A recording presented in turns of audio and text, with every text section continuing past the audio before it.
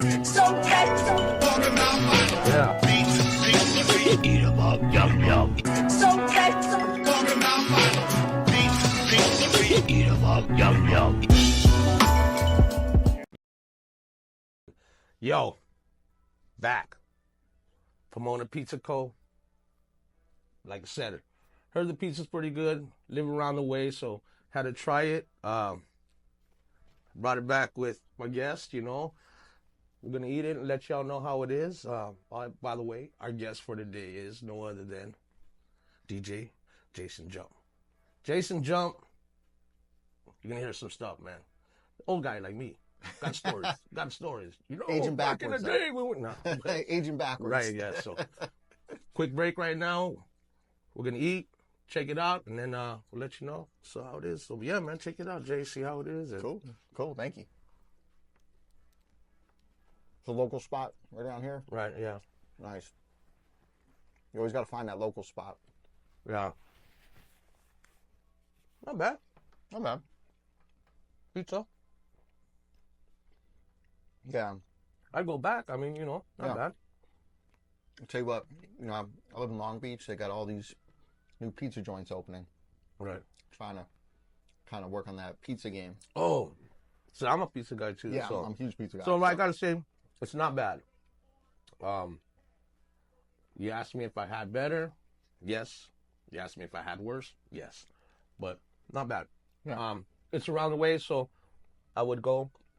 I've driven out to places, so, but yeah. So, thumbs up, thumbs down. So it's up, down, or sideways.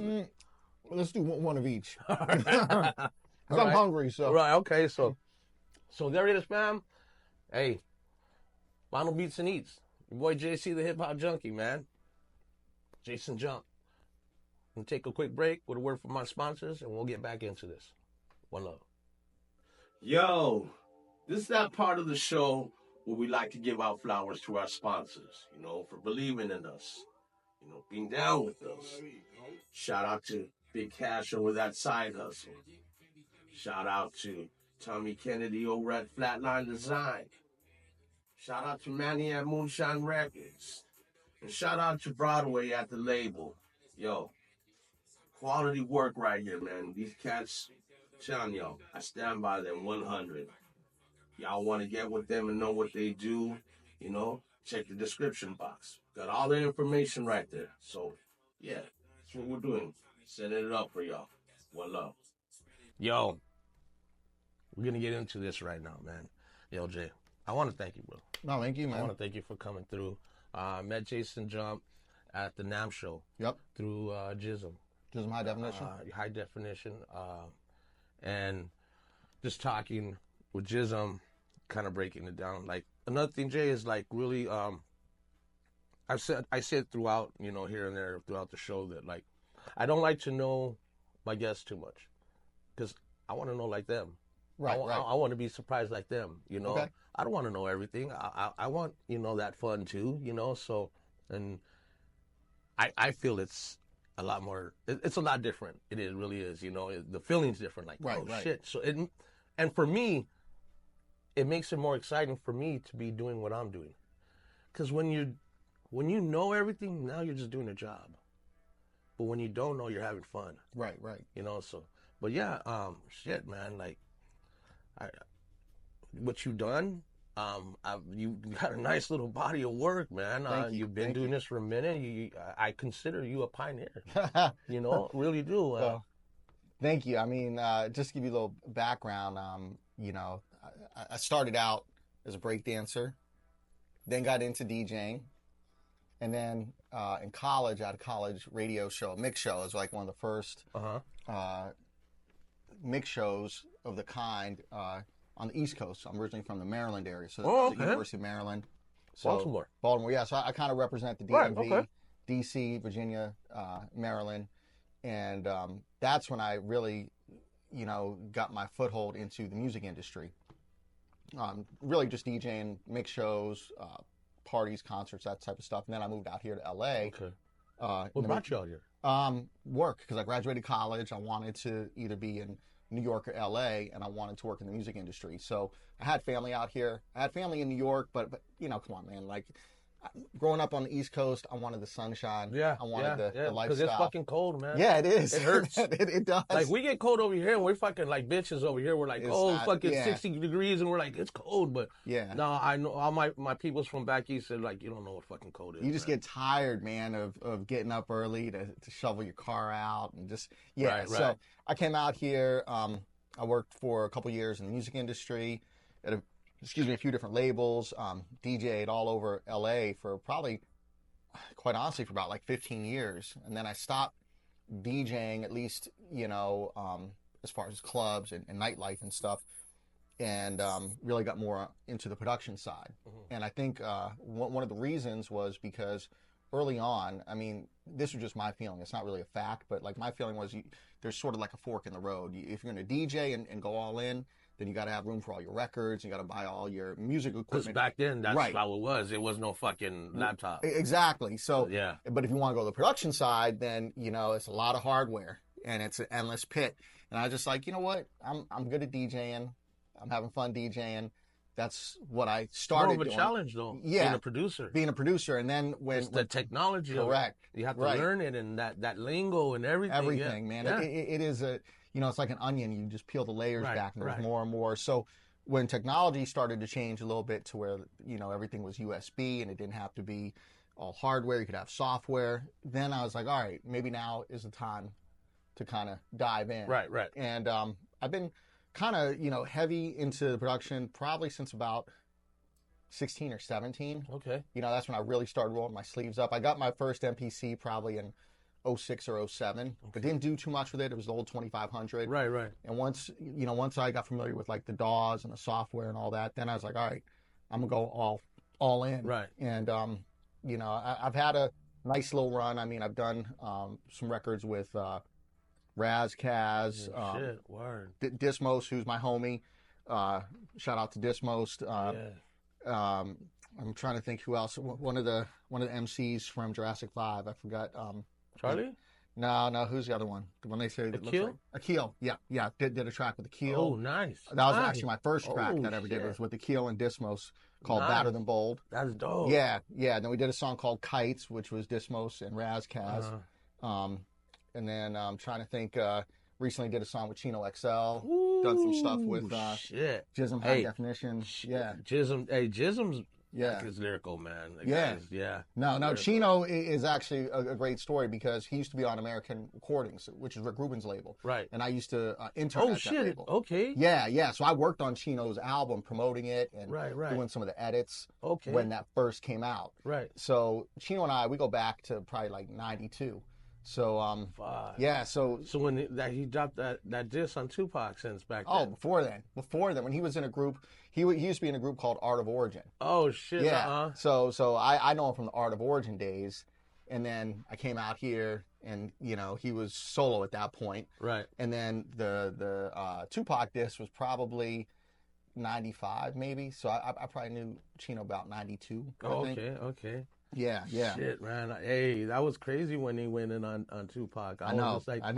Nobody would do it. I know. You know, and he was like, man, I was like, this motherfucker got some stones, man. He was like, and he lyrically, and Chino can back it lyrically too. So I tell everyone, to me, like Chino is like the Eminem before Eminem. Yeah. You know what I'm saying? So like rappers, like when Eminem came out and started really ascending, to me, and I'm not that cadence, that cadence, that just real, you know, deep with the metaphors. Yeah. You know, it was like, you know, it started out kind of with like Kool Keith from Ultramagnetic. Right. And then, you know, Raz Kaz on the West Coast, Chino from the East Coast because he's from Jersey. Right. They kind of took it to that next level. And then, you know, Eminem with Dr. Dre and all the production, the big machine behind him, really broke through. Yeah, because you could see, like, because with who you're talking about, they have that cadence. Right. And, you know, and metaphors, and, you know, and you're right, though. But, Chino is something else, man. Yeah.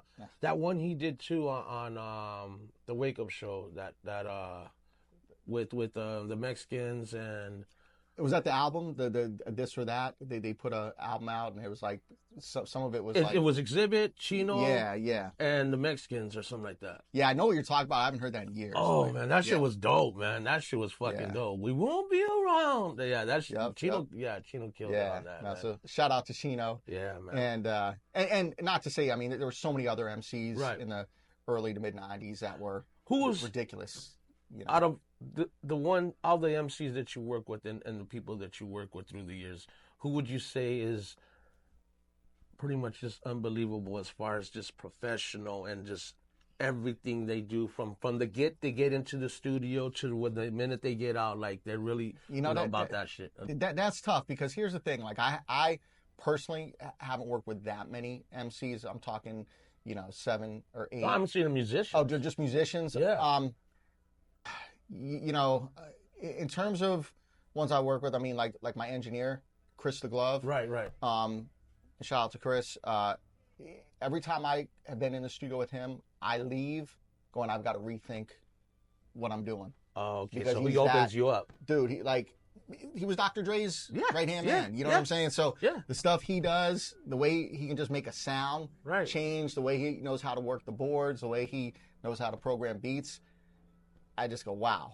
And, I try to absorb some of that and, add to it. And then I have a production partner, Andre, goes by Dr. E. And, we kind of collaborate on the majority, if not all of my tracks. Right. So, and together we're called Skyrock. So, when we work together, we come from different angles. Okay. It might be something where I have the vision and then I build most of it. Right. And then he kind of comes in with the quality control. That's good though. Yeah. Exactly. It actually you get both views. Yeah. And when you have two really, good musicians, that's a great thing, really it is, because it builds something beyond what you guys were doing. Yeah. No, it's great because his background is more from Chicago and the house music scene. My background, obviously East Coast, but I spent all my summers out here on the West Coast growing up. So I know like the K-Day and the KGFJ and all that kind of a vibe. But then I also had all the DNA from New York and Philly and Maryland. And, like when we actually make tracks, I think one of the things that Dre does is pushes me to not sample as much and learn how to replay stuff and remake stuff versus just being so reliant on the sampling. No, I hear a lot about people talk about Dre and they say, "Oh, he doesn't really produce and everything like that." And I said this on with other guests and stuff like that because it's come up and it's true. Dre's a musician. There's a difference between a beat maker and a producer. And Dre, to get people to understand and kind of just sum it up, Dre is basically the conductor, the virtuoso of an orchestrated band. The band leader, yeah. He's the guy. 100%. The people that see the guy that's doing this with that wand up there, right? They think that guy wrote that stuff, and he's telling the drums, he's telling the horns, and he's like, yo, so that's what Dre does, and he turns around and he gets somebody like Malman or somebody that does drum programming, and then he turns around and he creates it. So a lot of people don't really understand that. So when you saying that, it's totally different. Yeah. So one of the things, and people can't see all this, but like to the side of us are all these records. And if you look at all these records, and most of these records here are classics. Yeah. I mean, these are jams that we would know, the minute you drop the needle. There's a story behind all of them. And, a lot of times you read the liner notes, and this is for some of the people that, are used to MP3s, where you got to do a little more digging. On the records, man, we were fiends. Like, who produced it? Well, most of these records, they were collaborative. It wasn't like it's just one person in a lab, just like you said, making that beat. It was multiple people, from the engineer to a co-producer to an instrumentalist, where you're bringing in someone to play the keyboards. You're bringing in somebody. Even your engineer. Yeah, exactly. Exactly. So for like producers, just the beat makers, when they go into the studio, they create the beat, but the guy that's in the engineer is laying it all down, and he's the one that's pretty much, So you're right. Song structure. Yeah, you're right. All that stuff. So, going back to like when I'm making the records, so just to clear confusion, my production partner is also named Dre. So, we look at that and we go, Right. How are we going to structure the song? Basic song structure, intro, outro, bridge, chorus, and then, Song. pre-chorus, Song. all this Record. stuff. Change-ups, fills. So, that's really where you're rolling your I think sleeves that's up. what's lost now. Yeah. Well, part of the reason is because the average length of a record now There ain't bridges on records anymore. Yeah, right. The And bridges are unheard of. even a 16-bar vocal with 8-bar chorus it's hard to do because you got 2 minutes now. The whole reason songs are 2 minutes is because if you stream them and it's shorter, then you're going to play it again, so you get more streams. Because it ended. Right, because it ended. Where if a song's 5 minutes, kind of heard it. You kind of heard it. You don't need to hear it again. So there's strategy to it. That's fucking some shit, huh? Right, That's is. some shit right there, Right. man. Like it's basically it's the attention span. Correct. And it's to keep you wanting. Right. That's Yeah. So how do you got all these elements, right? And like for me, for you, where we're we have a DJ's kind of mind, and you're an MC, and you also DJ. It's like you have encyclopedia up here of music. Oh man, that's so crazy. When I'm making something, I'm always like, man, what would 45 King do? What would Rick Rubin do? What would Dr. Dre do? What would Easy Mo V do? Because you have that kind of memory. No, you do. And then you do. When you got 2 and minutes, when you heard so much music like that, it's going, exactly. And then you got 2 minutes. It's like, well, we got to cut that off. We got to cut that off. Yeah. You got to just put it all in there. Yeah. And that's some shit though, because I laugh because I always have a soundtrack in my head for everything that's going on. Mm-hmm. I gotta be doing something, and a song will pop in my head. Mm-hmm. And like you said, you go through listening and working with so much music. It's just there's always something going on. Yeah, there always is. Exactly. So and one of the questions you asked, like, so who are some of the MCs that I really enjoy working with? I'd say that there are 3 that I've worked with so far that I really enjoy because of the, I don't know if you call it professionalism or just the timeliness. A lot of the, working on a song is momentum. Right. So when the momentum stalls and, we're all working, we got jobs, it's like, all right, then you got to kind of chase people down. Hey, come back, blah, blah, blah, right? So like Dismost, he's actually out of the country now, but his wife's a voiceover artist. They have a studio in their house.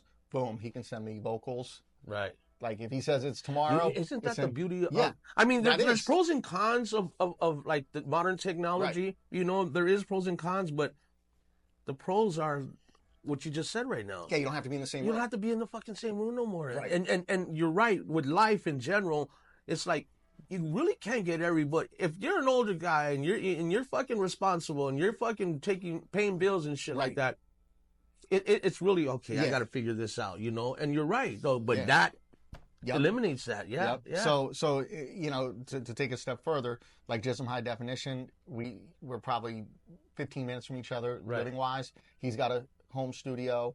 When we collaborate, usually it's very easy because he knows his vision and our visions align. Right. So same thing with Dismos. We have an aligned vision, which is easy. And then the track that's playing in the background, this is an artist named Mr. Anon, Mr. Act Now or Never, Mr. Anon, out of Detroit, and lives out here though. But same thing. We get on the same page very quickly. Mm-hmm. And that makes it really easy to start creating. Because when you're clashing and you can't get that common vision. It's a flow. Yeah, exactly. It is. And it's just like frequencies. Right. And once it gets fucked up, that's it. It's hard. Because look, here's the problem. Create that again. Here's the problem. If you're working with someone or a group, if you have problems early on, getting that kind of chemistry, what's going to happen later on? It doesn't usually go down. It just magnifies. You said it. Chemistry. Yeah. You can work with whoever you want, but chemistry is everything. Yeah. And it goes together, but I've seen it where you've had dope MCs or a dope artist or whatever and the producer and everything like that, but they don't have the chemistry, and it doesn't matter. It won't go. But you're right, though. It is chemistry. It is. Yeah. So, I mean, Jism, man, the guy's been doing it for years. I'm a real good friend. Yeah, shout out to Jism. For sure. But him, he's he's like, a lot of people buy plugs and programs from him and everything like that. No, he's knowledgeable. Yeah. That's the thing, you know, and easy to work with. And he'll let you know up front, like, if he's not feeling something, right, like, nah, man, move on to the next one, move on to the next one. Right. So that saves a lot of time, right. You know, because then you're not trying to put a square peg in a round hole. You know, you've been doing this for, you know. You don't want to age myself. Yeah, no. Hey, I'm right there. I fucking embrace that. I'm fucking old already, but you know, through years of producing and through years of DJing, and like going back to Baltimore and everything, actually really going to the years of Baltimore, like, and you being from there, because I've lived in LA all my life, you know, and I've never really gone there. I've gone to Boston and in a couple of places here and there, and it is different when you go to different states and stuff like that. And because we're all the same age. Yeah. What were you? So during high school, what were you what was Baltimore spinning? What vibe were they on? You know, so Baltimore is a really interesting place because it's about 30 miles from DC. Right. DC is like the home of go-go, which is a whole different, you know, music genre. But they also so go-go would be like house. No, go-go's like Doing the Butt, you know, by Eve. Oh, okay, yeah. And then DC was also very progressive with music, so whether it was house or hip-hop, they always had that element there. But Baltimore was unique because Baltimore was, you know, if you can picture sort of like a pipeline early on where it's New York, Philly, Baltimore, they were all aligned with hip-hop. So whatever was coming out of New York would find its way to Philly because it was our way. Big Noy came out of Baltimore, right? That's a good question. He might have. Because he reps it a lot. Yeah, I don't think he's from, I think he's from New York, to be honest with you, but I could be wrong. Okay. But, you know, Baltimore, I'm talking about like the Run DMC, the Curtis Blow days, total alignment with New York. Shit, but then the thing that happened is sometime around the mid-'80s, house music started really like growing like, almost like a cancer, like a fungus. It started taking over. Yeah, and then because Baltimore had that hip hop scene, it created this hybrid called Baltimore club music. So it was sort of like hip house. It was house tempo, right? Yeah. But it was like hip hop kind of beats and that kind of energy. Right. So really, you know, what you might see referred to as breakbeat, a lot of elements of that were in Baltimore club music. Yeah. But Baltimore club music could also have a lot of Chicago house and New York house, and then they're still doing hip hop. So as a DJ, being in that area, you had to, you know a little bit about go-go because you might be out in DC. Right. You had to know about house because as you got older, you know, it was more the club music when you went to a club, right? But you also had to have all the hip hop down because it was on radio and in the clubs as well. Right. So, you know, it's kind of like cross training. Okay. If that makes sense. Yeah. Right? No. Right. You had different types of music just coming from everywhere, and if you were a DJ, you had to tap into everything. You know? And it's either good or it isn't good, right? So instead of putting like a label like it's this genre, that genre, it's just like that's great music. And for me too, around that same time, you know, growing up, my dad lived out here in LA, so I would come spend all my summers here, spend all my spring break, winter breaks. So I'd come home with K-Day tapes, KJ so you know, tapes, okay, all so that stuff. Like, because the reason why I was asking, because again, coming back to, you know, we're the same age, and during my high school years, it was high energy. Well, they call it high energy, but it wasn't really high energy. High energy is like freestyle. I think is what you're freestyle. Freestyle is what you're thinking. We called it disco. Yeah, well, and it was like lime. Yes, and it was taps.